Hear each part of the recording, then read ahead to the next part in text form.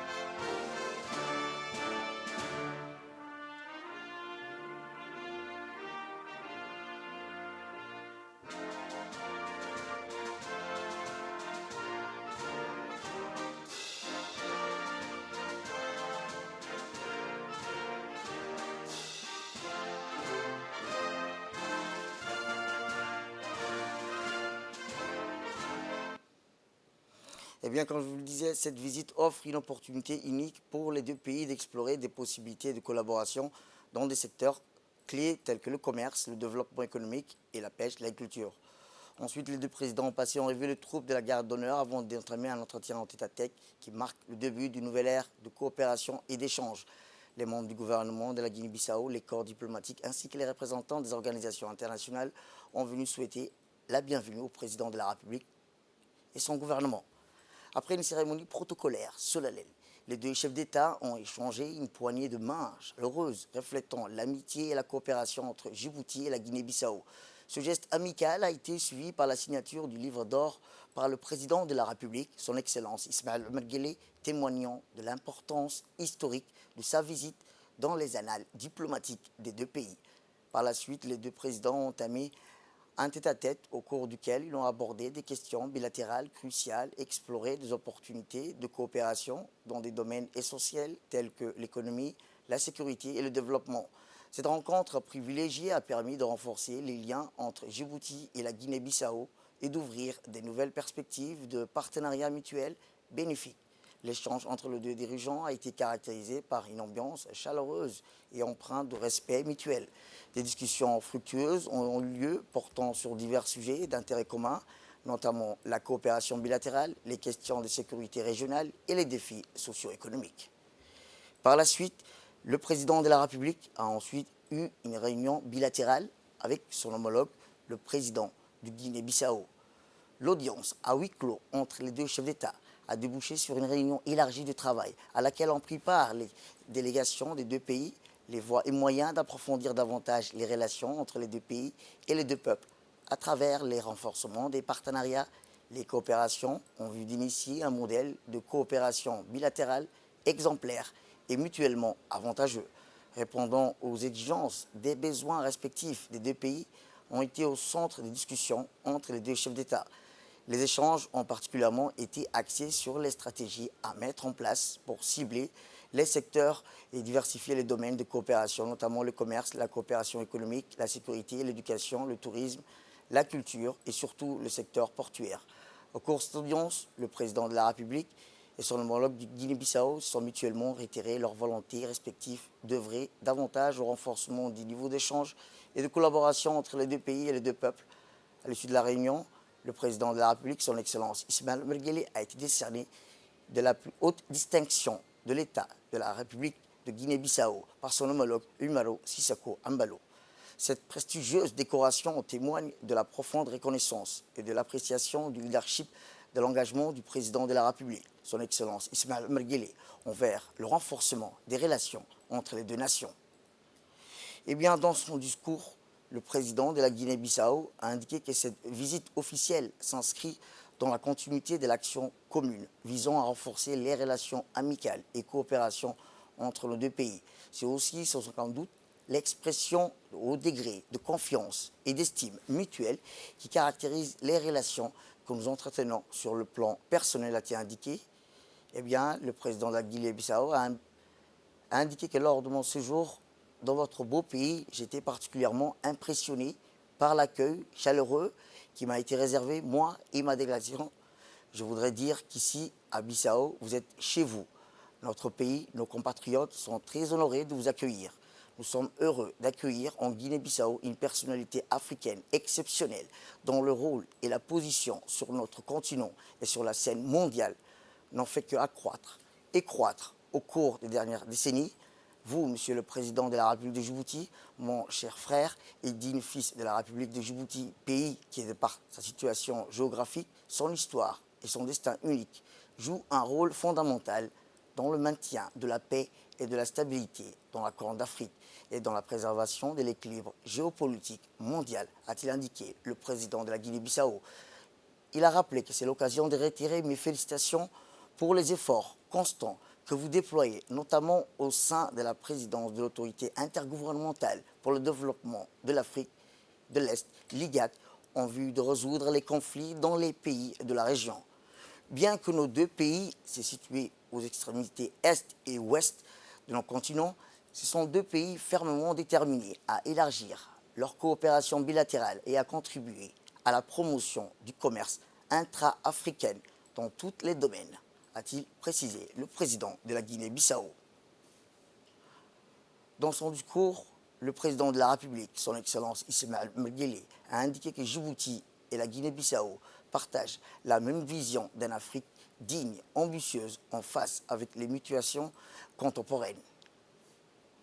Écoutons-le.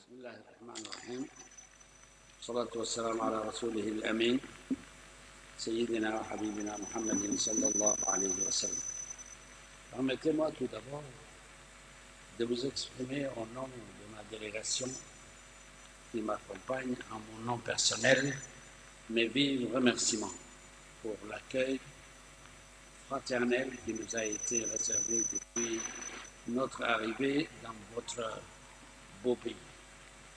Votre accueil nous a profondément touchés par sa chaleur et sa spontanéité, et je voudrais à cet égard vous exprimer toute notre gratitude pour les sentiments d'amitié et de considération que vous avez si éloquemment exprimés à l'endroit du peuple djiboutien.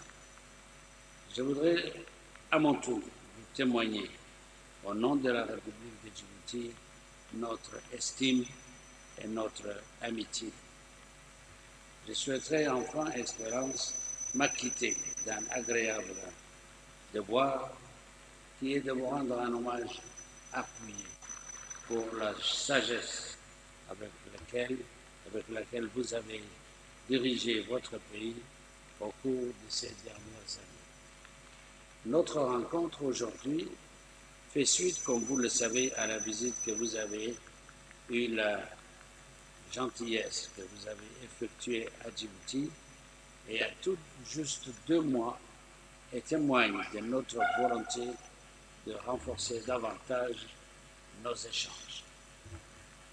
La République de Djibouti est déterminée à approfondir ses liens avec la Guinée-Bissau et à initier un modèle de coopération bilatérale exemplaire et mutuellement avantageux, répondant aux exigences de nos besoins respectifs. Je sais que vous avez été animés par la même ambition et c'est grâce à cette volonté partagée que nos 2 pays ont pu conclure le 15 février dernier à Djibouti la signature de leur premier accord qui est un accord général de coopération. Cet accord va en effet ouvrir la voie à une coopération touchant des domaines aussi variés que le commerce, la coopération économique, la sécurité, l'éducation, le tourisme et la culture, et surtout le secteur portuaire qui a un important potentiel pour nos 2 pays. Je me réjouis que nos équipes aient pu déjà en février dernier identifier les voies et moyens d'augmenter les échanges intra-africains par le biais des mécanismes existants déjà, tels que la ZLECAf. C'est dans cette optique que j'exhorte les responsables de nos 2 pays à œuvrer davantage ensemble au raffermissement de notre partenariat et en explorant toutes les opportunités qui nous permettront d'approfondir nos échanges pour le bénéfice mutuel de nos peuples. Monsieur le Président et chers frères, les conflits multiples à travers le monde ainsi que le choc exogène qui en découle continuent d'exacerber les crises sur notre continent. Il demeure donc primordial de continuer à conjuguer nos efforts, étant donné que ces échanges et menaces auxquelles nous sommes confrontés ne connaissent pas de frontières. Pour conclure, permettez-moi encore une fois de réitérer notre joie d'être parmi vous et je peux vous assurer, chers frères, que vous pourrez toujours compter sur notre soutien afin de préserver nos acquis, en particulier dans notre quête de développement et de notre dessein partagé de bâtir une Afrique nouvelle en phase avec les mutations contemporaines. Je vous remercie. Retour à Djibouti, où le président de l'Assemblée nationale, M. Dileta Mohamed Dileta, a reçu aujourd'hui la visite de courtoisie d'une importante délégation parlementaire allemande, conduite par M. Thomas, membre du Parlement allemand et membre de la Commission de la Défense. La délégation introduite par l'ambassadrice de la République fédérale d'Allemagne, Dr. Heike Fuller, était composée entre autres du Dr. Stefan Friedrich et de Niels Wormer et de Malte Hengelmann. La rencontre entre le président Dileta Mohamed Dileta et les membres de cette délégation s'est déroulée au Salon d'honneur du Parlement en présence de l'honorable Nouri Waberi Malo, présidente de la Commission de la Défense, du secrétaire général du Parlement, Ismaël Boudin, ainsi que du directeur de cabinet du président de l'Assemblée nationale, Idriss Mohamed Ahmed. Les discussions entre le président de l'hémicycle national et la délégation parlementaire allemande ont été axées sur les relations d'amitié et de coopération entre les deux pays, ainsi que les voies et moyens de les renforcer davantage dans l'intérêt de nos deux peuples, frères et amis. Les échanges entre le président et la délégation ont également porté sur la situation géopolitique qui prévaut actuellement dans la région et le rôle prépondérant de la République de Djibouti dans la gestion de ces crises, et ce à travers l'IGAD, dont la présidence est assurée par le président de la République, son Excellence Ismaël Omar Guelleh. Par ailleurs, les parties sont accordées sur la nécessité d'intensifier ces liens par le biais d'un partage de connaissances et d'échanges d'expériences, a priori dans le domaine des activités législatives. Dans la même lancée, le président Dileta Mohamed Dileta a estimé qu'il est important de développer les relations des parlements à parlement en redynamisant les groupes d'amitié parlementaires. Et ainsi, le président de l'Assemblée nationale a par ailleurs salué le rôle crucial joué par l'Allemagne et l'Union européenne dans la sécurisation des couloirs maritimes internationaux en mer Rouge. Madame l'ambassadrice a également fait part au président du Parlement de la volonté de son pays d'appuyer et de contribuer fortement au développement socio-économique de Djibouti dans le cadre d'un partenariat gagnant-gagnant. À l'issue de cette entrevue avec le président de l'hémicycle national, la délégation parlementaire a profité de l'occasion pour visiter l'hémicycle de l'Assemblée nationale. Enfin, le président Dileta, Mohamed Dileta, a émis son souhait de voir un renforcement des liens culturels, économiques et commerciaux entre les deux pays, tout en présentant brièvement les opportunités d'investissement qu'offre notre pays. Autre actualité dans ce 22h, c'est aussi dans l'enceinte de la salle de réunion de la Direction générale de l'électricité de Djibouti, un événement annonçant une nouvelle ère dans les relations énergétiques et économiques entre Djibouti et l'Éthiopie s'est tenue aujourd'hui. Une signature de convention entre Jam Ali Guelleh, le directeur général de l'EDD, et de Klaus Lantin, le CEO de la société Hintech, a scellé une alliance stratégique prometteuse pour l'avenir énergétique. Ce partenariat s'est concrétisé par la construction d'une ligne d'interconnexion électrique qui déploiera ses câbles sur près de 380 km traversant Nagat, Kalafi, Samara jusqu'à Kombalcha. Cette deuxième ligne aura pour principal objectif de sécuriser la première ligne au cas d'incident technique, mais aussi répondre à la demande du consommateur djiboutien. C'est une initiative qui bénéficie du soutien financier de la Banque mondiale pour la portion djiboutienne et de la Banque de développement africaine pour la partie éthiopienne et la prière angulaire, ce qui pourrait devenir un réseau énergétique vital. Il convient de noter que cette phase de l'étude du projet se termine en 3 mois, avant de lancer l'appel d'offres pour la construction de cette deuxième ligne. Lancé en 2015, le projet a rencontré de nombreux défis, incluant des retards logistiques, des restrictions dues à la pandémie du Covid-19. Toutefois, la signature de ce jour aujourd'hui a marqué le début officiel de la phase d'exécution. Une étude détaillée sera prochainement menée pour assurer l'efficacité et la sécurité de l'interconnexion. Au-delà des ramifications économiques et infrastructurelles, cette interconnexion est un geste fort vers une intégration régionale accrue, promettant de tisser des liens indéfectibles entre Djibouti et l'Éthiopie. En consolidant leur coopération, les deux pays aspirent à un avenir commun, prospère, renforçant ainsi leur position dans la Corne de l'Afrique. Ces projets illustrent non seulement un engagement envers le développement durable, mais également la résolution de 2 nations, surmonter l'obstacle afin de répondre à une demande énergétique croissante sur le territoire national. Eh bien, le PDG de l'entreprise Hintech Corporation, M. Klaus, a exprimé sa satisfaction quant à sa présence à Djibouti pour la signature de la convention portant sur la construction de la deuxième ligne d'interconnexion entre Djibouti et l'Éthiopie. C'est avec un profond honneur que je me trouve ici en ce moment crucial, a-t-il affirmé. Il a souligné que ce projet constitue un appui précieux à la première ligne d'interconnexion. En qualité de consultant, nous bénéficions de l'expertise et des compétences nécessaires à la réalisation d'un projet d'une telle envergure, ayant déjà œuvré sur des projets similaires à travers l'Afrique.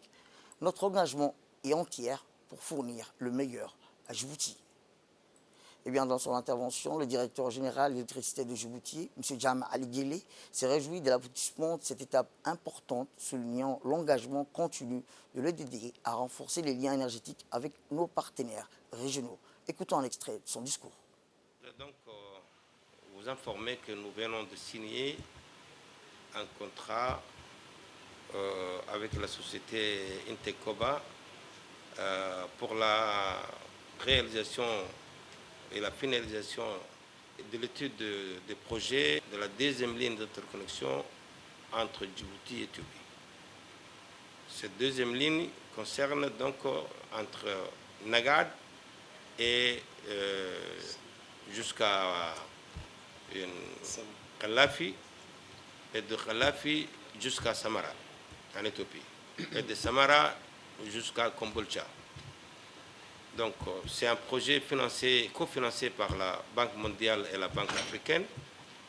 La Banque mondiale a financé la partie djiboutienne, c'est-à-dire que donc de Nagad jusqu'à la frontière. Et la BAD a financé donc la partie côté Éthiopie jusqu'à donc Kombolcha, qui est là où la société Intecoba donc elle est chargée à la supervision du projet. Donc, les études ont été réalisées, les dossiers de bol d'offres sont là. Ils sont donc appelés à réviser le dossier que nous avons produit avant de lancer l'appel d'offres. Ils auront 3 mois pour faire ce travail et au bout de 3 mois, donc, on va lancer. Entre chez nous, il y a 190 km de ligne et du côté d'Éthiopie, à peu près 270, je crois. Il y a 100 km jusqu'à Samara et de 170 jusqu'à de Samara à Kombolcha. Une cérémonie de fin de formation dans le domaine de transmission a eu lieu au camp Munjuntin, présidé par le chef d'état-major général des armées, le général de corps d'armée, Zakaria Cheikh Ibrahim. Cette formation qui marque la clôture du premier certificat technique du 2e degré radiotélégraphiste réalisé en République de Djibouti a vu la participation du chef d'état-major de la défense, le sous-chef-major de la défense, les différents commandants des institutions de défense et de sécurité. Le général a été accueilli par le chef d'état-major de la défense et par le major de garnison, le colonel Mohamed Waïs Abane, et par le commandant Ziad Abdullahi, commandant du bataillon transmission. Puis le CMG a entamé la revue des troupes constituées par une section du régiment quartier général. Les officiers de l'état-major ferment le dispositif. Ainsi, ensuite, la cérémonie a débuté par la lecture du Saint-Coran suivi du mot du commandant Ziad Abdullahi Hussein, commandant du bataillon de transmission.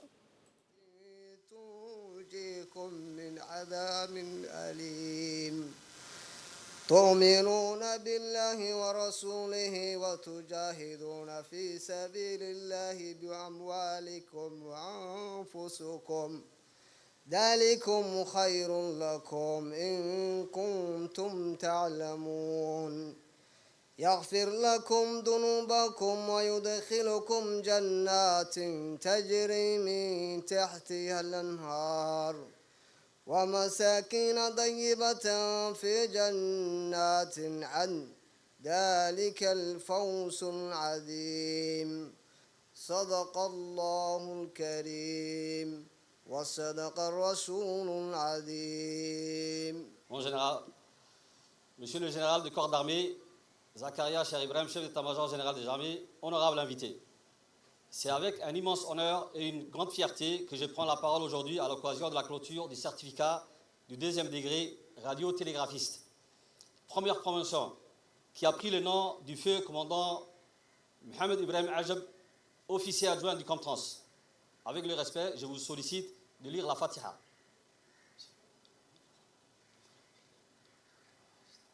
Mon général, ce stage réalisé suite à vos directives a duré 6 mois.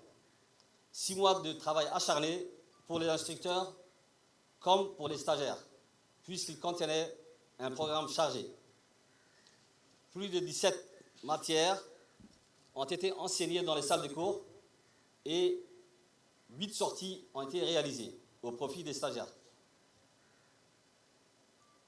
Aux stagiaires, mon général, aux stagiaires, les 6 mois passés au centre d'instruction de transmission furent denses, non seulement en apprentissage, mais aussi en émotions fortes, en rencontre et une ambiance de stress et compétition de travail d'effort. Au lieu de jouer la carte de chacun pour soi, vous êtes serré les coudes et resté solidaires. Aujourd'hui, vous pouvez être fiers de votre diplôme. Tout en vous félicitant, j'espère que vous allez mettre à profit vos connaissances une fois retournés dans vos régiments respectifs. Mon général, j'ai l'immense honneur de vous remercier encore et encore au nom du colonel Mohamed Ouaïs, major de garnison, en mon nom et au nom de l'ensemble du personnel du Comtrans, pour votre soutien indéfectible et constant que vous témoignez toujours à notre égard. Puis ensuite, le commandant Ahmed Keizé, président de la commission, proclame le résultat à l'issue. Le CMK a donné des récompenses aux 4 premiers de la première promotion, commandant Mohamed Ibrahim Ajab. Monsieur le général de corps d'armée, Zakaria Cheikh Ibrahim, chef d'état-major général des armées, officiers, sous-officiers, militaires du rang et honorables invités. Je suis le commandant Ahmed Keizé Daher, commandant d'unité de l'escadron de reconnaissance et d'intervention du régiment blindé et président de la commission de l'examen du stage CT2 radiotélégraphiste. C'est un honneur pour moi aujourd'hui de célébrer avec vous la fin de formation des stages radiotélégraphistes axés sur l'obtention de certificats techniques du 2e degré dans le domaine radiotélégraphiste. J'aimerais aussi en profiter, mon général, si vous me permettez, de saisir cette occasion pour remercier les examinateurs et membres de la commission de l'examen des stages pour leur professionnalisme. Mon général, 15 stagiaires ont participé à cet examen qui a duré 3 jours. Et conformément aux résultats, 14 stagiaires ont obtenu une moyenne générale supérieure à 12 et ont donc validé l'examen. Tandis qu'un stagiaire a eu une moyenne inférieure à 12 et a fait donc objet d'échec à l'examen. Sans plus tarder, mon général, si vous me permettez, j'aimerais procéder à la proclamation de résultats par ordre de mérite. Premier, le cabaret-chef Yassine Abdi Ali avec une moyenne de 17,72 sur 20. Le cabaret-chef Khalif Bilal Jama avec une moyenne de 17,58. Troisième, le sergent-chef Adan Mohamed Adan avec une moyenne de 16,48. Et enfin, le cabaret-chef Asma Bouh Roble.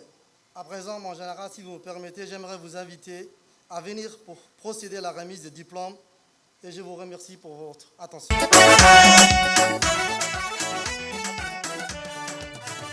مؤتهي الوادي مركيان عسكري قلا هرليقين وليناي يبقوا قدرتون وقدا حسن. Puis la cérémonie de formation du certificat technique du 2e degré radio-télégraphiste réalisée en République de Djibouti a été clôturée par la remise des cadeaux et la traditionnelle photo de famille.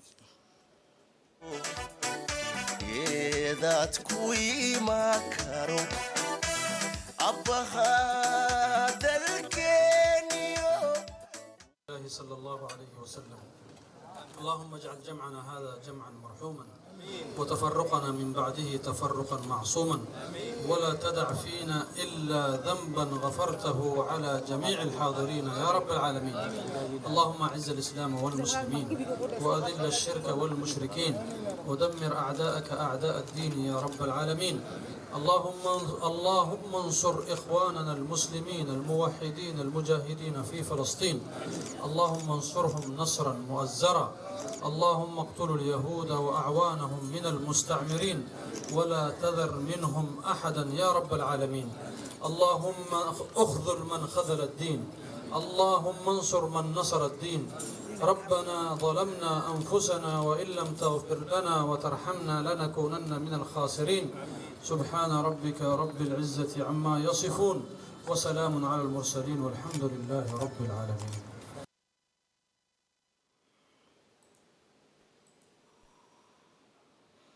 Et enfin, dans l'actualité nationale, ces faits divers où dans le cadre de la lutte contre la contrebande dans toutes ses formes, les éléments de la douane, en collaboration avec les policiers du commissariat de Roden, ont effectué plusieurs opérations de grande envergure dans la commune de Balbala. Des dizaines de colis, de cannes de contrebande, des bouteilles d'eau minérale importées illégalement d'Éthiopie, des bouteilles de jus ont été saisies dans 3 véhicules différents. Ces opérations menées par la douane et par les policiers du commissariat de Roden, placés sous le commandement du lieutenant-colonel Salah Mohamed Hirsi, démontrent la ferme volonté de mettre un coup d'arrêt final à ce fléau qui mine l'économie de notre pays. Immédiatement, nous avons mis en place un dispositif afin d'intercepter ces 2 véhicules qui transportaient le CAT. L'opération s'est avérée positive. Nous avons saisi les 2 véhicules, à savoir le taxi et le bus, ainsi que la contrebande qu'ils transportaient. Les véhicules sont immobilisés au commissariat. La deuxième opération à Bioket, nous avons eu des informations selon lesquelles la cigarette était stockée chez une personne. Nous nous sommes transportés sur le lieu. Nous avons mené une perquisition qui nous a permis de saisir 2 cartons de cigarettes de marque Royal et Benson, un sac à dos contenant 10 paquets de cigarettes de marque Royal et 10 paquets de cigarettes de marque Benson. Nous avons mis sous scellé et nous avons mis en garde à vue la personne détentrice de ces cigarettes. Puis une 3e opération a été menée à Bekadous. Cette opération, nous avons une information au préalable selon laquelle un vendeur de la place vendait de l'eau minérale en provenance de l'Éthiopie. Cette eau était transportée par les grands camions sans passer par la douane. Ce qui veut dire que c'était de la marchandise illégale, vendue illégalement à la place Bekadous. Là aussi, nous avons mené une perquisition qui nous a permis de saisir des cartons de l'eau minérale issus de la contrebande. Il est inutile de rappeler que la contrebande est strictement interdite à Djibouti et que la lutte de ces fléaux se poursuivra dans l'ensemble de la République, plus précisément dans les secteurs où ils sont très actifs. Les contrebandiers seront présentés au parquet afin de répondre de leurs actes. Et dans l'actualité internationale, la résistance du Hamas a déclaré qu'hier que le chef de son bureau politique, Ismaël Haniyeh, avait informé le Qatar et l'Égypte de l'approbation de la proposition de 2 pays médiateurs concernant un accord de cessez-le-feu dans la bande de Gaza par le mouvement de la résistance palestinienne.